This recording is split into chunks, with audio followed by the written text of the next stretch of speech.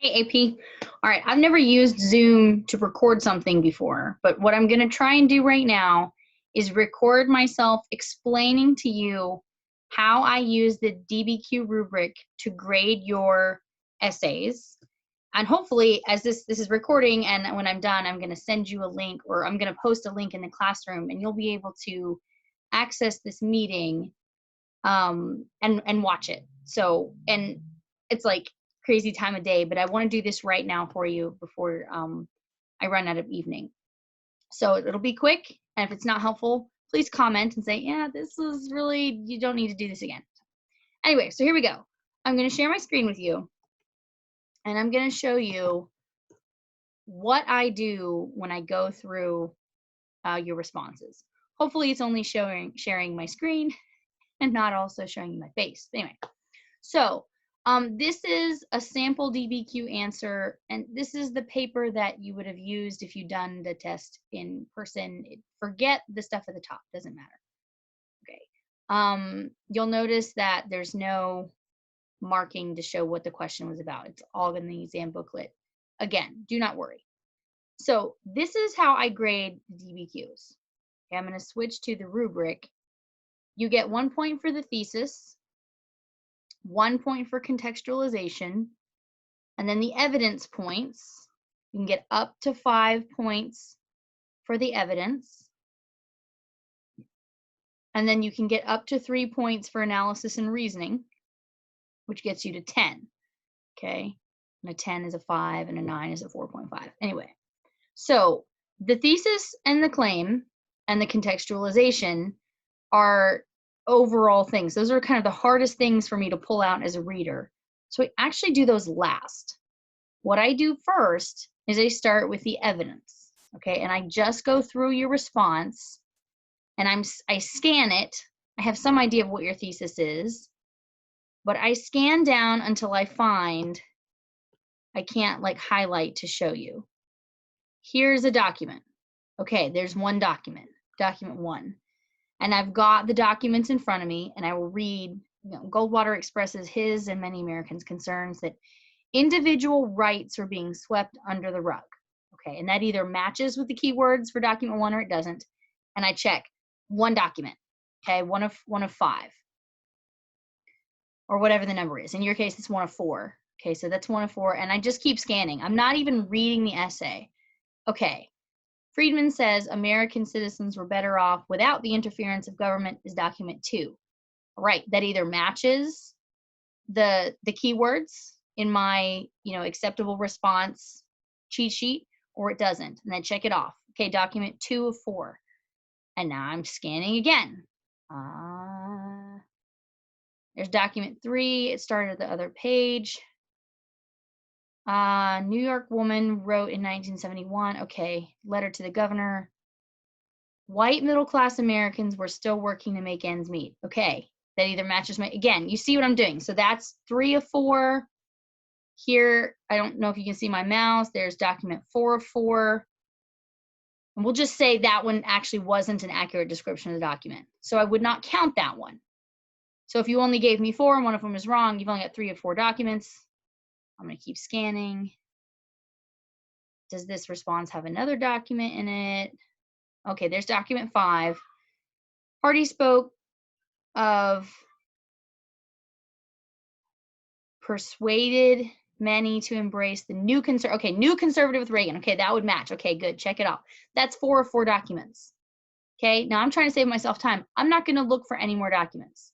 That happens to be the end of the response, but I'm not even going to look. Okay, so you've got, out of the possible points for evidence, you've got 5 of 5. All I did was scan for documents. Okay, now I want to look, okay, did you bring in anything outside? Then I have to go and read more carefully. I'm not even going to go back to the beginning to save myself time. I'm literally I go backwards through your essay looking for outside evidence that you've brought in. Okay, I noticed a date in this paragraph here.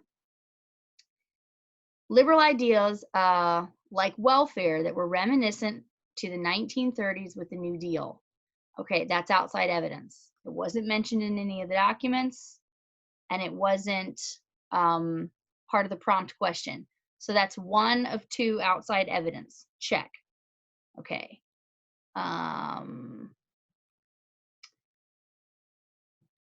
Dissenters from the welfare state were unhappy on domestic policies fail. The international crises of the 70s were enough to drive Americans to be more conservative. Okay, now I'll admit, I didn't actually read this entire prompt before I came to this sample response. So that might be part of document 4.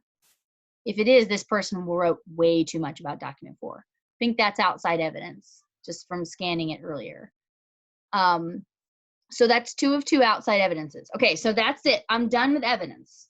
I've got 4 of 4 documents, and I've got 2 of 2 outside sources. Okay, so I've got all that written down on my sheet. Check, check, check, check, check. Then I will go back and I will do the thesis.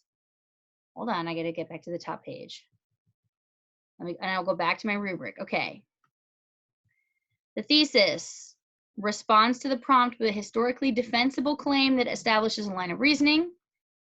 Contextualization describes a broader historical context relevant to the prompt. And those are each worth 1 point, and those go with, analysis and reasoning. For one document, explain how or why the document's point of view, purpose, situation, and/or audience is relevant. You get a point for a second document as well. Okay, so that means just mentioning 4 documents gets you the evidence points. You have to also analyze at least 2 to get the analysis points. Okay, and then also the last point, the third point in the analysis and reasoning, is demonstrates a complex understanding of the historical development that is the focus of the prompt, using evidence and say, okay, all right, okay, got the point. I remember what I'm looking for. So now I go back to your essay and I actually look for your thesis. This one, the handwriting's hard to read. The failure of the government, both domestically and internationally, caused American citizens to vote for more conservative ideas. Okay, there's your thesis. Okay, historical context. By the 1960s, World War II had been won. America fought in Korea, nuclear arms race. Government had been relentless in keeping Americans safe, economy from failing. However, the government had become, I think that says relentless, in too many areas that had no need for the government's assistance. Okay, that's context. So you've got your point for a solid thesis, and you've got a point for good context. Kind of gives a little bit that's already going on. And this context happened to very cleanly introduce the first document. So there's the first 2.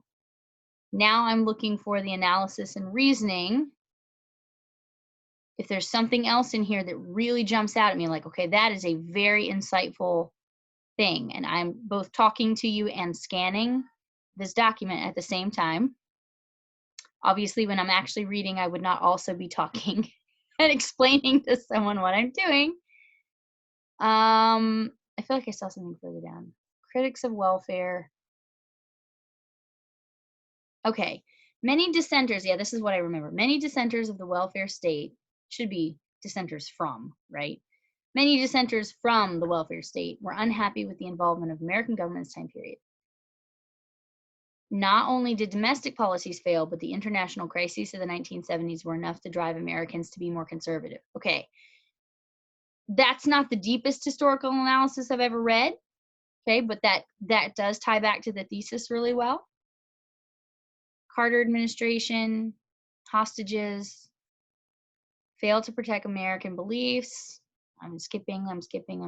Okay, here we go. This lack of faith in government caused many Americans to dismiss the liberal ideas, like welfare, that were reminiscent of the 1930s. Okay, right, because I read about New Deal. There you go. That's solid analysis. It usually, if you're bringing in outside evidence, right, if you're adding context that's not in the documents, you're probably doing fairly advanced analysis at the same time, okay? So that's 2 places I've seen something get a, additional layer of analysis. La, la, la. But the second one wasn't one of the documents. So now I got to remind myself for a second document.